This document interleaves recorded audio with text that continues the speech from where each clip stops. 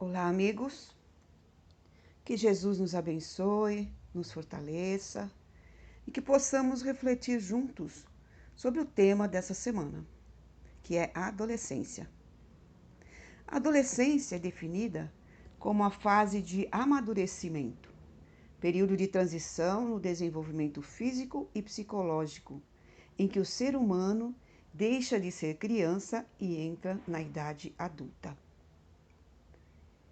A OMS define esse período da idade de 10 anos a 19 anos, mas alguns estudiosos estendem até 22, 25 anos, porque o amadurecimento sofre a influência do meio social e familiar, tanto do ponto de vista biológico como psicológico.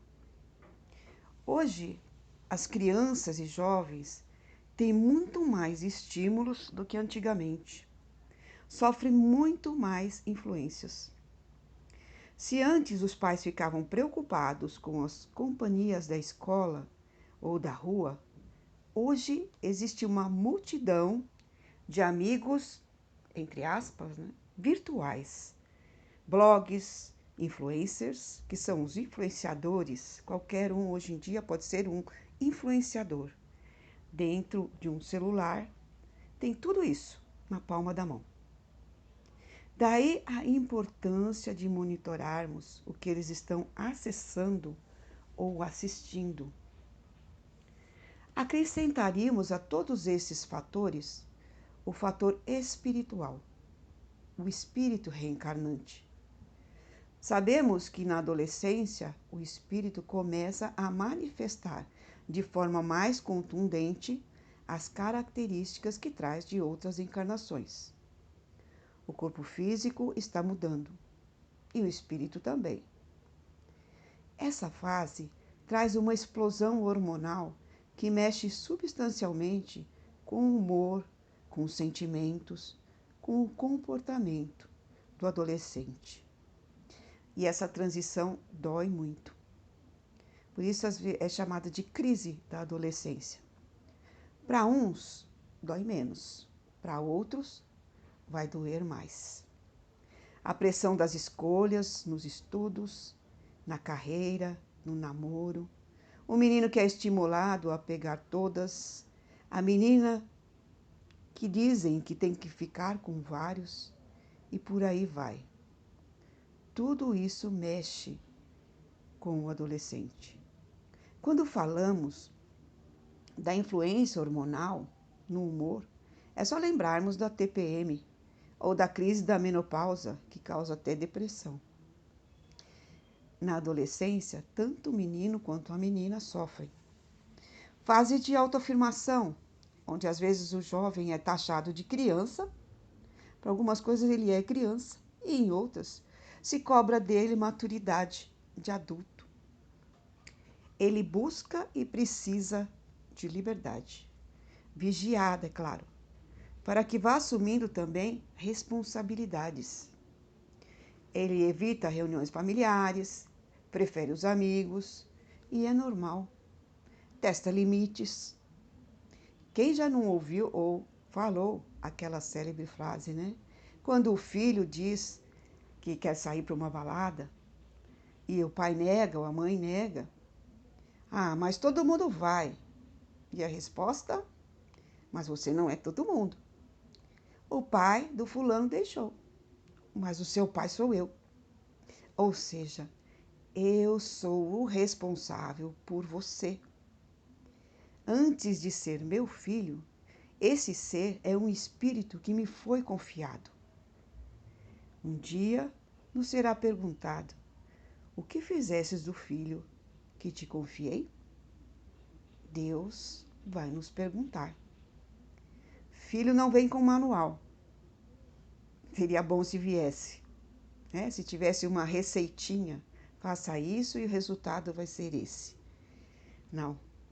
Nós aprendemos a ser pais diariamente. E para educá-los, muitas vezes nós precisamos nos reeducar, que nada mais é do que a nossa tão falada reforma íntima. Exemplificar mais do que falar. Isso vale para pais biológicos, adotivos, avós, seja lá quem for o responsável por esse ser, pelo seu encaminhamento. É um grande desafio ser pai, mãe, no contexto atual. Um desafio também para os jovens, inserido neste mundo tão conectado virtualmente e muitas vezes tão desconectado da realidade. Nas redes sociais parece que todo mundo é feliz, bem-sucedido, os cliques mostram sorrisos, lugares, viagens, e que muitas vezes disfarçam a tristeza e os conflitos. Quantos suicídios se dão após postagens felizes? Quantas frustrações geradas pela comparação? É muita informação e pouca formação. O perigo do cyberbullying, né, que era aquela que a gente chamava de zoar alguém, né, quando a criança ou o jovem era humilhado, né, passava alguma vergonha, era restrito a um círculo pequeno de amigos, familiares, a coisa ficava por ali. Hoje vai para milhões de pessoas, cruza o mundo. E é muito sério, porque é causa também de suicídio, como nós temos visto nas redes sociais. Porque aquele jovem, ou às vezes até o adulto, está fragilizado naquele momento e sofre uma humilhação virtual.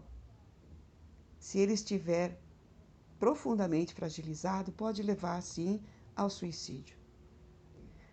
A formação real deve estar dentro de casa, na família, na conversa, no prestar atenção no outro,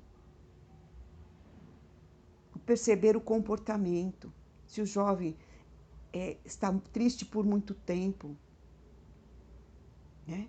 Essa variação de humor, ela é normal. Mas se a coisa se prolonga demais no estado depressivo, pode ser o caso, né, de procurar uma ajuda especializada. A tecnologia está aí. Pode unir e pode desunir. Pode encurtar as distâncias, viralizar o bem, com certeza. Tudo sempre tem dois lados, depende da utilização. Prestar atenção no que os nossos jovens estão sintonizando nessa fase tão delicada de transição é de suma importância, como já dissemos. Quais são as companhias virtuais que ele está acessando? Páginas que seguem? Com certeza eles bloqueiam os pais.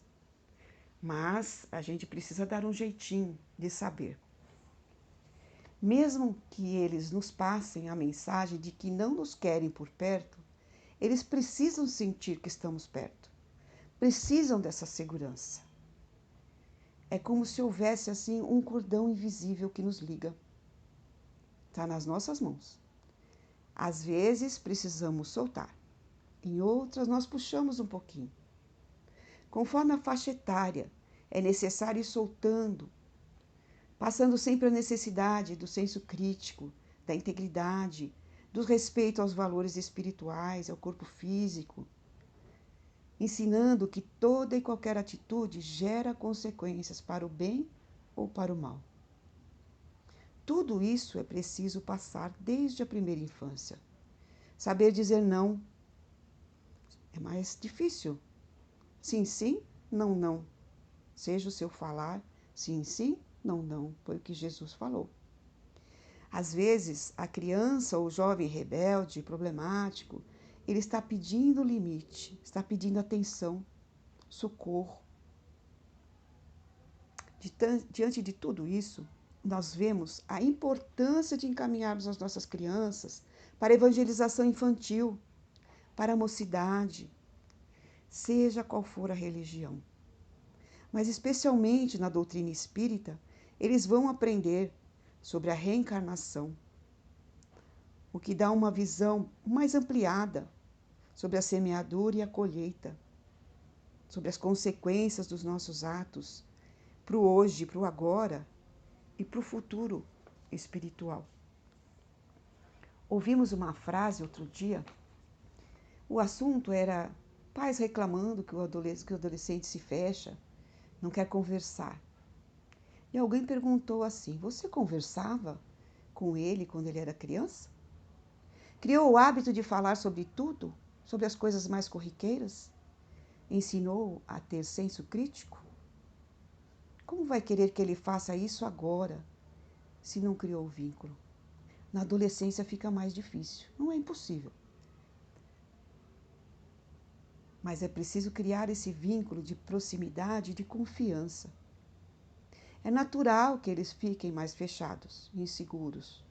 Mas se for trabalhada essa proximidade, uma hora vai dar para a gente se entender. É a fase em que o jovem acha que os pais não sabem nada e eles sabem tudo. Muitos de nós também já achamos isso. E só vamos entender nossos pais quando nos tornamos pais.